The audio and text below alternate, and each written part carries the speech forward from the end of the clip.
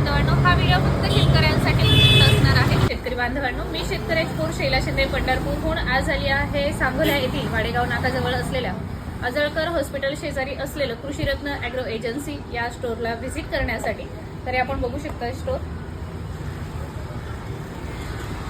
तर शेतकरी बांधवांनो, आपल्या शेतातील पिकांच्या कोणत्याही फवारणीसाठी या ठिकाणी जे आपल्याला औषधं हवी असतात ती या कृषीरत्न ॲग्रो एजन्सीच्या शॉपमध्ये सगळे अवेलेबल असणार आहेत आणि याचं ओपनिंग 2च दिवसात होणार। कृषीरत्न ॲग्रो एजन्सी ही संदीप सुरवसे यांची सांगोल्यातली दुसरी शाखा आहे आणि या शाखेचं ओपनिंग येत्या रविवारी 24 ऑगस्ट 2025 रोजी दुपारी 3:25 सांगोला येथे होणार आहे।